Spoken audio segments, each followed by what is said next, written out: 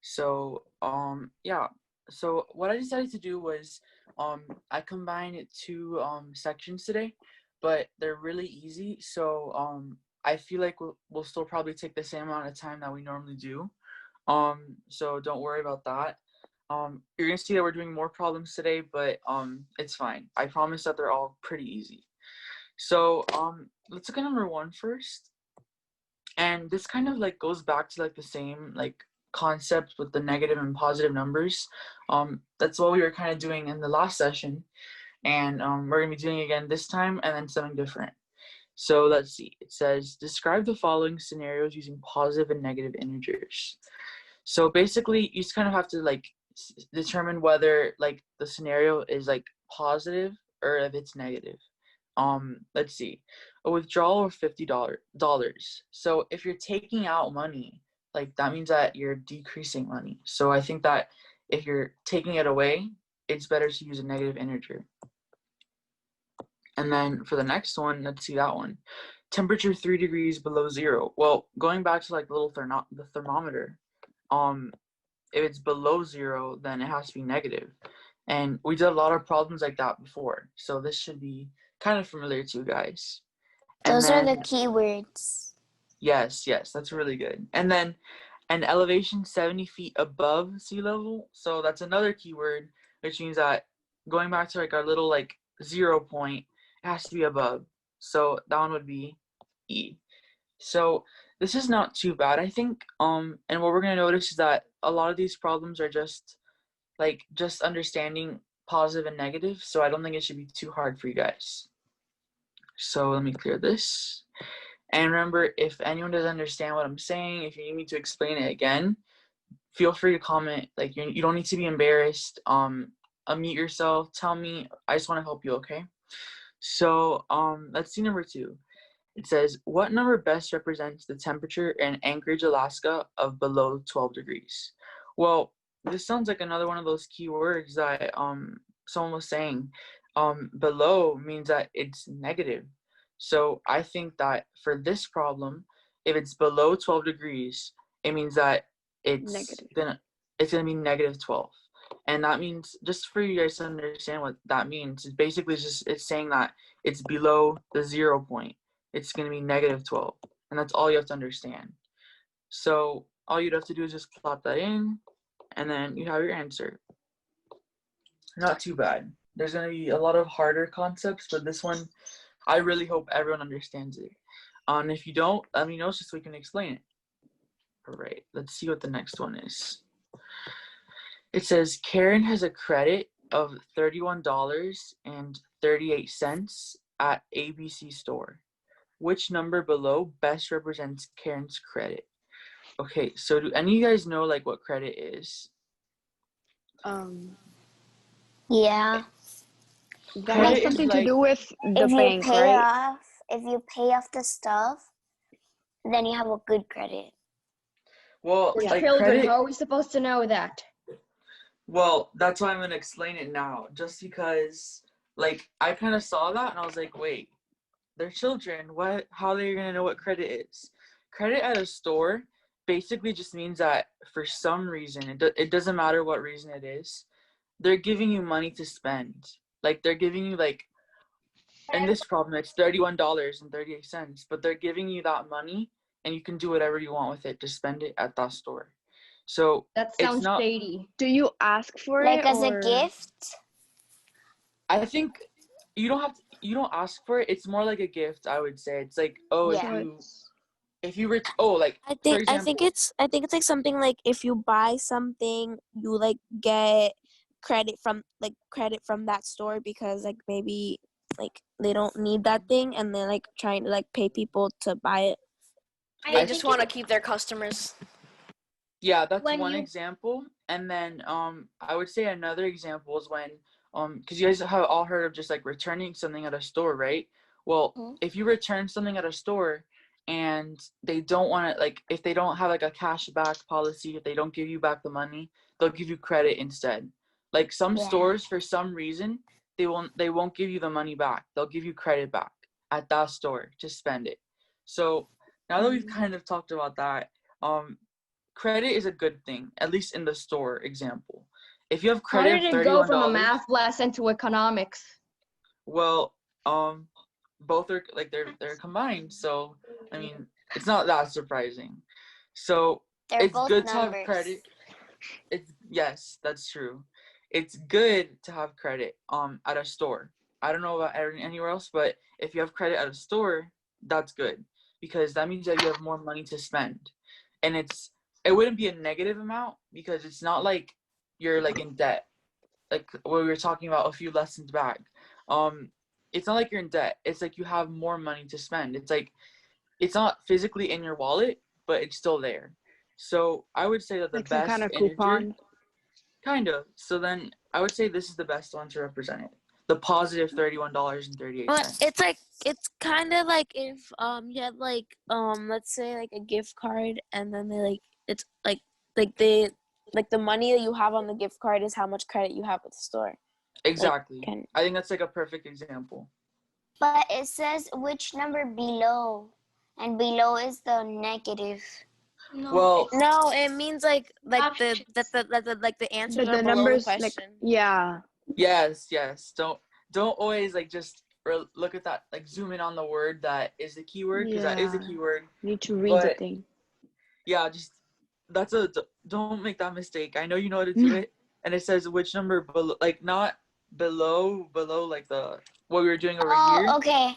Okay. like the choices. Okay. So yeah, just Choices don't below. make that mistake, and I think you'll be good. So let's see what number 4 is. Which of the following best represents an elevation of 0 feet? Okay, so an elevation of 0 feet. That kind of like goes back to like our little point over here, where like the little ocean, it would be here, 0 feet, and then like there would be things above it and things below it. So let's read all of them. It says a sea trench. Well, a sea trench, and what I'm gonna do, and someone said C, that is the right answer. But I'll explain each one. So it says a sea trench. A sea trench, I'm drawing it over here so there's more space. A sea trench is like really like in the ocean, it's really deep. It's like somewhere over here. It's like the deepest part of the ocean. So it can't be that one because an elevation of 0 feet, it has to be like at the ocean level. It can't be so far deep in the ocean. It says a mountaintop. A mountaintop would be like all the way over here. Definitely not the 0 point, way too far up. Yeah. And then a rooftop. A rooftop is like really like not as high up, but it's still not 0. It really depends on the kind of building. Yeah, so it has to be C, a beach, because this is gonna be a common fact that you guys notice, but like when it says elevation of 0 feet, your point of 0 will normally be like the sea level or the beach level. As you guys can see, in the previous problems where I kept saying sea level, sea level, sea level. So for this, it goes back to just that because the beach is where the sea is, of course, and that's where the sea is. So it's not too bad, but it's just kind of thinking about every single one. And beach would make the most sense. All right. So let's clear. Is it like because it's the smallest? Yes, that is. It's like I would say it's the smallest if that's how you're thinking about it, because Kind everything of else like in is either two. size? Yes, like Because feet everything are else is. small. Because like the beach isn't like high. It's not on a high place. The sea trench is in a very low place. The mountain is in a very high place, and the roof is in a high place, not as high, but it's still higher than the beach, right? So, all right. So let's look at these. It says, which number below best represents a positive charge of 1,350? Well, the key word is literally just positive. So it has to be B because that's the only one that's positive. And it's the only one that's 1,350 because these aren't even the right numbers. So that one shouldn't have been too bad. Let's look at number 2 and number 3. They're from the same like problem. It says the change in position of the ball during each play of a football game is measured in yards. Use the information below to answer questions 2 through 4. Okay, so what integer best represents a gain of 5 yards? Does anyone want to tell me that? 5. 5.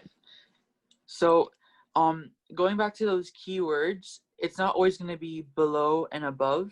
You're going to see positive. That's another important keyword. You can see gain. Gain is another keyword that shows you that it's positive. Because if you're gaining, you're going up. And yeah, it's just looking for those keywords. Except don't make that little mistake, even though I know you know how to do it. So let's look at number 3. Which integer best represents a loss of 15 yards? So does anyone want to tell me this one? Negative 15. Negative 15. Yes, perfect. Because So we know that the plus sign is like imaginary because you don't show that one. But the minus, which is like negative, we do show that one. yes, perfect. You don't have to show the plus sign just because that's just like a math rule and that's like what we've learned. But the negative you do show just because we can't have it for both, because then we're not going to know which one is which. So yeah, and I think we only have one more problem for this section. Okay, what would be the number 0, or what would the number 0 represent in this context? Select all that apply. So basically we're gonna have to go through every single set choice and see which ones where 0 would be a good answer. So it says a gain of 5 yards. So I'm gonna write like a little like field, and then this will be 0. Kind of think of it as like a number line, kind of. So a gain of 5 yards. Well, if you're gaining 5 yards, you're going this way, but that's it, and you're ending up here at 5. So I don't think it can be this one because you went 5. That's it. The next one. It says a loss of 1 yard. So a loss of 1 yard, that would just be like going this way, but it's still -1. So, that one would also not work because we're still not at 0. So let's look at the other two. It says the ball ends up at the same place it started after the same amount of gain and loss on the play. So basically what it's saying is that, like it'll go 3, and then it'll go back 3, and then it'll go like 2, and then it'll go back 2. So you're still at 0. And it'll stay. So I think that one's the choice, because even after all those like movements, it went back to the original spot. It's at 0. So that one is good. Let's look at the other ones. The player ran the ball forward and then it got pushed back to the starting place. So that's kind of saying what we just did. They moved it forward, so like 10, and then it got pushed back right to the same starting place. So it had to go back -10, and it's still at 0. So I think this one works too. Yeah. Now it says the ball was thrown but incomplete. So they gained 0 yards on the play.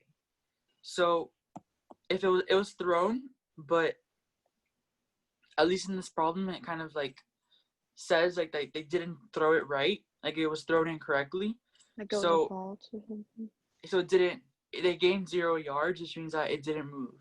So it kind of stayed the same place. And the keyword here is 0 yards. If you're looking for like those keywords that'll like tell you the answer. Ooh, all right, sorry about that. It's moving. And the keyword would be 0. So this one I think would also work, just because they threw it wrong, so it didn't go anywhere. So it stayed in the same place. And then F is the ball didn't move. So if the ball isn't moving, it's just staying at 0, which means that it is 0. So I I've got never C, seen D. a multi-answer question like with 4 answers. Oh wow. Yeah, I hadn't seen them in this little thing before either, but there's actually a lot in the next section that we're gonna do, because we're done with this section, and it only took us 17 minutes. So in the next section that I'm gonna do, there's a few like that. So be prepared. Sorry. So yes, it is C, D, E, and F. Hopefully that did make sense. I think that this lesson was not the hardest. I think that we did a little more like challenging problems back then when we had like the fractions and stuff. So I will say that. So let me move on to the next one. And the next section covers everything exponents. So have you guys worked with exponents before? Yes. Yes? Okay. So I just want to make sure that everyone understands like how they work, just because this is what every single problem in this section is going to be about. So if you don't understand exponents, let me know now just so I can explain them. But if you do, then that's really good. So it says an expression is shown and it's all those numbers. What is the expression written in exponential form? Well, just like a brief overview of exponents. When you're doing exponents, you're multiplying the same number by the amount of times that are on the exponent. So if you have 7 Yeah. to the 6, you're multiplying 7 7 times 6 7 times 7 times 7. Yeah. Perfect. So what I just always like to do is just count how many are here. 1, 2, 3, 4, 5, 6. So it is this one, 7 to the 6. So And the that's really how you dot do it. Yes. is another way to represent a multiplication sign. Yes, perfect. And I will say this because that's another thing that is really important. Thank you for mentioning that.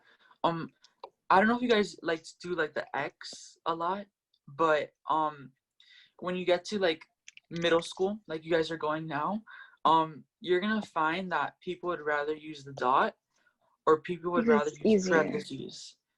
Yeah. I actually always use parentheses. So I don't know if you've seen that example before, but I think this is the easiest way to tell multiplication.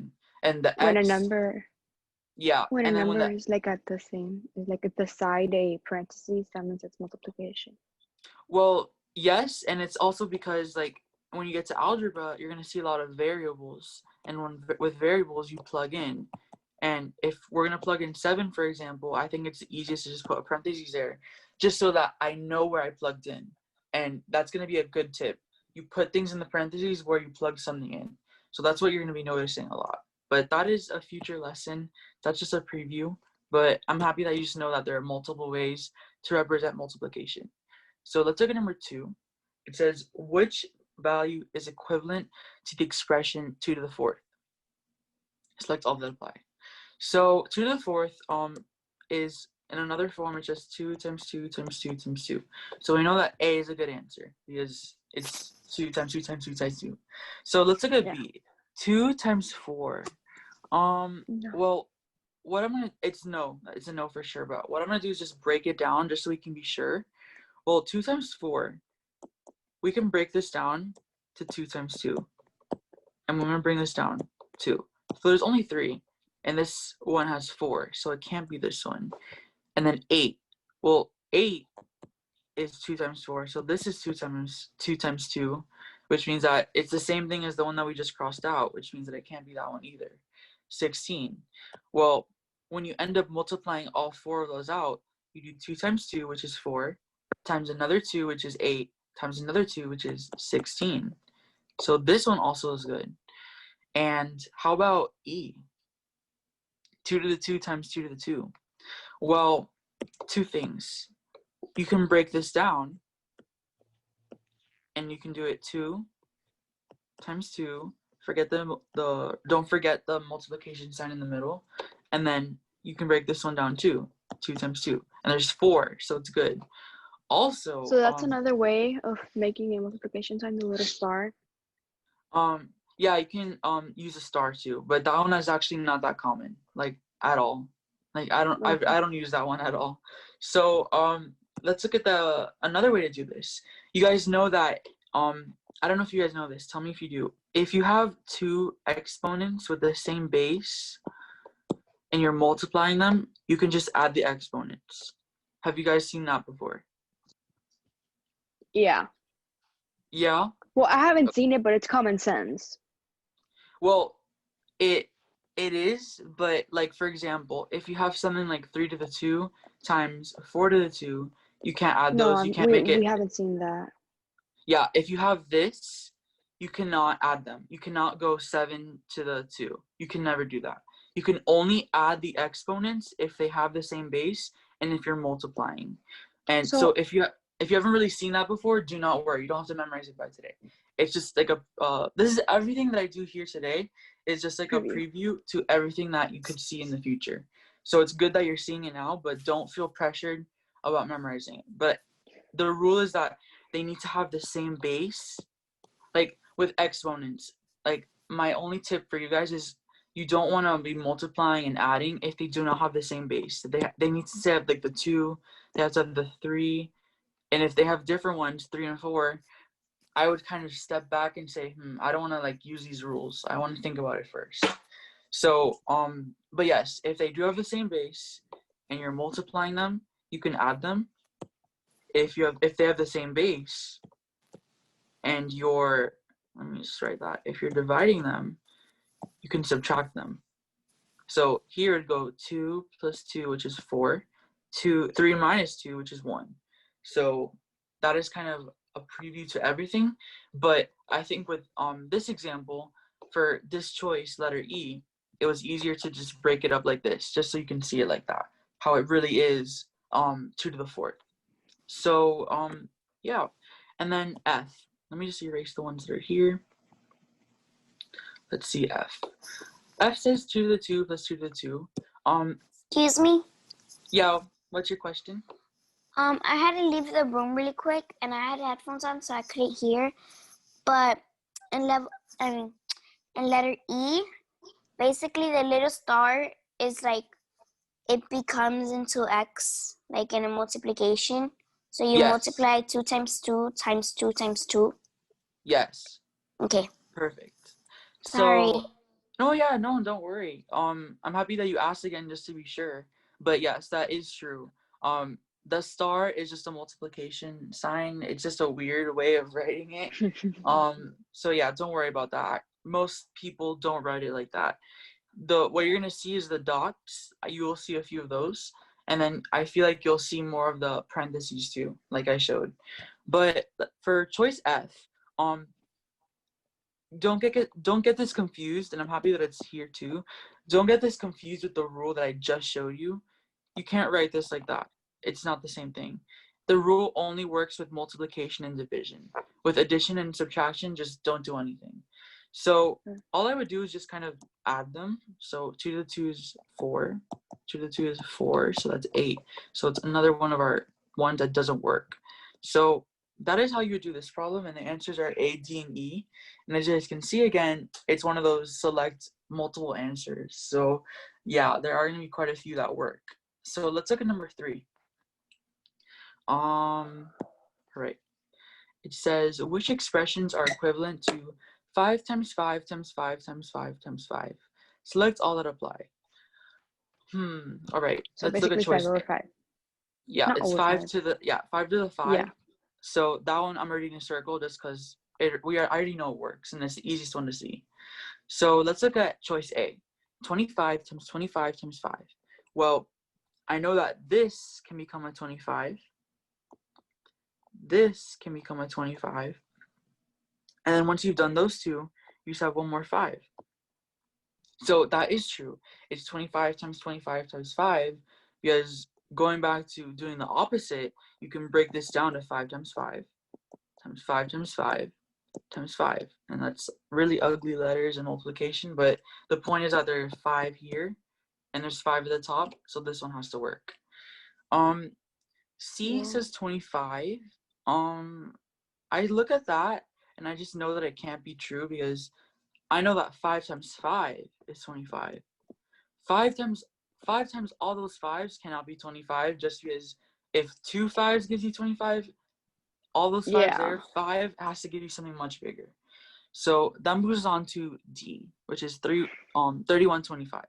So I don't expect you guys to just know like those exponents in your head. So what I'll do is like we can multiply them like just to be sure. So let's just do that on the side, just because we need to know how much all this is worth. And we were gonna get to it eventually, but now that we see a really big answer and we're not sure, well, let's just double check to be sure. Okay, so the first thing I would do is I'm gonna use this one over here, just because it's easier to just have 3 steps instead of 5. Because if we did that, we'd have to do it 5 times. This time at least we're only doing it twice.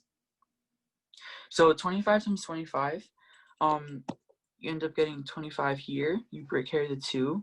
5 times 2 is 10, but you have to carry the 2, so it's 12. And then you have a 0 because we're moving on to the next place value. 2 times 5 is 10. 2 times 2 is 4, carry the 1. So this is 625. So we did 25 times 25. This is the one we're done with so far. But we still have to do times 5. So let me do that right now. Times 5. So this becomes 25, carry the 2. This becomes 5 times 2 is 10. You carry the 2 though, so that's a 12. Carry the 1. And now you have 6 times 5, which is 30. Carry the 1. 3125, which is right there. So that one is an answer. A lot of multiplication. Yes, there is. So, and that's why I don't love exponents, only because there's so much multiplication back to back. But at least if you can kind of like simplify it, it'll be a little easier. And even with the whole 25, and let me just rewrite that, with the 25 times 25 times 5, well, I would have done actually just simplified it even more. 25 times, I know that 25 times 5 is 125. I know that in my head. So at this point, it's much easier to like decipher and like think about it in your head than anything else. So, but of course, you can multiply it this way, 5 times 5. You can multiply it that way. You can multiply it this way. As long as you don't make mistakes, you're going to get the same answer. So do whatever you want, is whatever's easiest for you. So let me erase all the work over here at least, just because it's kind of getting distracting already.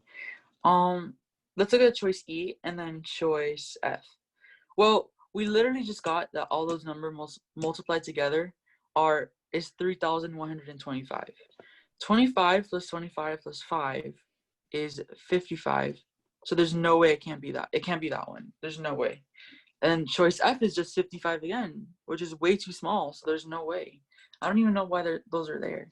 The answer is in the thousands, and it's giving us something in the 50s. Definitely not. So, yes, that is how you do that problem. Does everyone understand at least everything, or how I got every single answer on this page? Yeah. How you got B? B? Like B for this one, the one that I just put an arrow on. Yes. All right. So, that was the first one that we circled, and the reason why we did. Sorry, is it glitched me out. Oh, it's okay. Don't worry. So, for choice B, the reason why we got that, well, exponents are just the rule of exponents is that the number that you have here is just going to be the amount of times that you're multiplying it by. So count how many times you see a 5 in the original problem. I see it once, twice, 3 times, 4 times, 5 times. So you're multiplying 5 times. Well, yeah. So it would be a 5 with an exponent of 5, because there's 5. I keep saying 5, but there are 5 5s there, and that's where it comes from. So that's why we circled that one, because this is the same thing as that. Oh, I didn't. It sounds weird because there's the numbers are the same. That there's 5. It's 5 and they're 5. So it's kind of complicated. Yeah, I wish it was like I think it was easier to see in this one over here, or number 2, just because there's 4 2s. There are 6 7s. When you say 5 5, it can get confusing. But if you ever get confused, just look at these. And I sent you guys the packet to this one, so you guys will always have these problems with you just in case. Yeah, just count how many that are there, and then that's how many times you're multiplying it by, 7 to the 6. So hopefully that did make sense. And let's go to the next page. All right. So how about we look at number 1? Okay, so what do you guys think number 1 is? Count how many 3s are there, and that would be your 3, It's 2. I think it's B. B. You think it's B? Okay, if everyone agrees Yeah. on B, that's good. Yes, it's 3 to the 7th. And it just goes back to counting how many 3s there are. 1, 2, 3, 4, 5, 6, 7. So it's 7 times, which means it's to the 7th. So that's how you do this problem. Not too bad. Number 2. Which value is equivalent to the expression 4 to the 3rd? So does anyone want to tell me that one? A. A? A. No. Remember, yes. Yeah, I'm happy someone said no. Remember, 4 to the 3rd is 4 times 4 times 4, not 4 times 3. D. So Do not get that confused. Yes, it's D. It's 64. So let's see how we can get that. You don't even have to do like the multiplication on the side, but Yep. and yeah, so basically you can just do 4 times 4, which is 16 times Times 4. 4. And then you can just do like repeated addition in your head to get what 16 times 4 is. So I know that 16 plus another 16 is 32, plus another 16 is 48, plus another 16 is 64. And if you ever get confused, you can always just do it on the side. And if you don't want to do that, if that confuses you, there's both methods are right. But if you can do it in your head, that's really good. It saves you time. And that's why I like to do things in my head too. So 6 times 4, that ends up being 24, and then 4 times 1, 6. So it's 64. So try not to get confused with the 4 times 3. Remember, it's 4, not 4 times 3, but it's 4 3 times. So there you have 3 4s there. You have 1, 2, 3. So try not to forget that, and I think you guys will be good. So let's look at number 3. Have you guys ever seen fractions with exponents, or not really? No. No. Not really? No. That's what I thought. So I'll It's do this one just with you guys. multiplication, but with fractions. Yes, We've exactly. already learned. But I'm gonna do it just to be like extra sure, just because I don't want to confuse any of you guys. I want to make sure that since it's like a new problem, you guys are understanding it too. So, what is the one thing that you can tell me about this? Well, like, what are you multiplying? Can anyone tell me that? Multiplying You're multiplying 2 over 5 times 2/5 times 2/5. Thank you. That's exactly what I wanted to hear. So that's the main point of this. So when we're gonna do this, we're gonna break it down. We're gonna get this, and then we're gonna multiply it times that. Because I like to do things like in steps. But it's really good that you said that, just because we're not doing 3 times 2 to the 5th. We're doing 2 to the 5th times 2 to the 5th times 2 to the 5th. I So think it's D. think it's D? No. I don't think it's D, because D is basically saying that it's basically saying 2 to the 5th times the 3 over here, but that never works. Oh. That never. So Has I to don't think have it's the that one. little how's it called on the sides? The exponent, it would have to have the exponent, but yeah, this has a little star, and you guys know that that's like the other way to write the I x in think it's multiplication. C. The answer is C, but let's see how we got it, okay? So Okay. I'm gonna multiply it out. I'm gonna do 2 to the 5th times 2 to the 5th. You guys know that you multiply the numerators and the denominators. So 2 times 2 is 4, 5 times 5 is 25, but we still need to multiply this one over here. So we're gonna do what we did again, the numerators and the denominators. 2 times 4 is 8, but what's 5 times 25?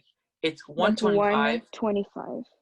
But if you need to do it on the side, let's just do it really quickly. So 25 times 5. There, you got it, 125. So like someone said, it is C.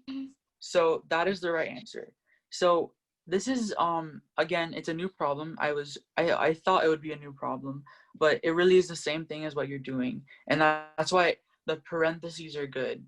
So I'm gonna use this moment to like teach you something different. Like if it said like 2 to the 3rd over 5, is that the same thing? No, because in this example, the 3rd is only on the 2. It's all over the 5, so it's not the same example. It's something completely different. But for this, since the parentheses tell you that the x1 is on the outside, that means that everything in the parentheses is to the 3rd. So hopefully that makes sense. That's really something you want to keep an eye out for. Like that's why I like parentheses, because they always tell me what to do. They always tell me where things go.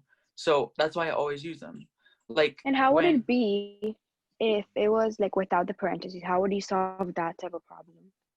well, at least with this one, if it's telling you to do it with the whole fraction, it's gonna have the parentheses there, just because if it ends up looking like this, let me erase this. If it ends up looking like the way I drew it with like 2 to the 3rd over 5, obviously that's different because the 3rd is only on the 2. It's not on the 5 anymore.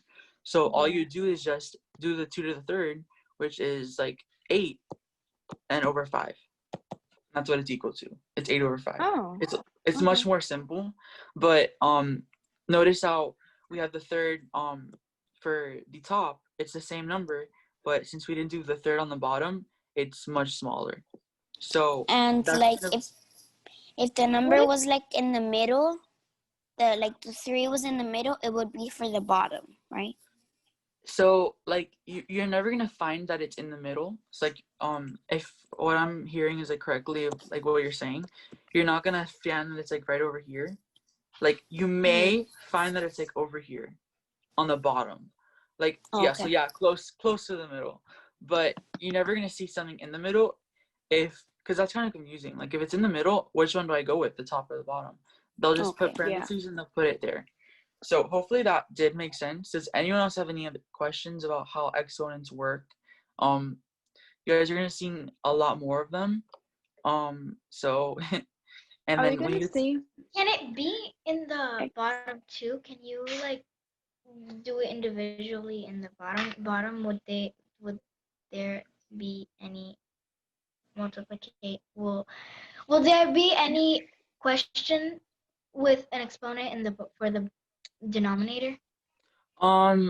So I will tell you this, there may be a question like that, but I've never seen one in my like math.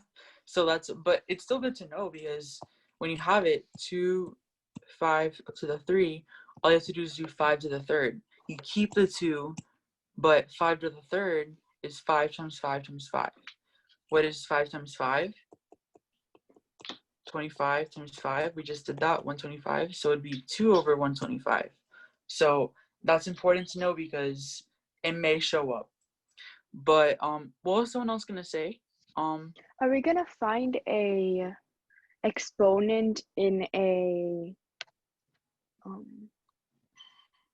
decimal? Yes, maybe. But when you have an exponent in a decimal, and I'm gonna clear the screen just because we have a lot.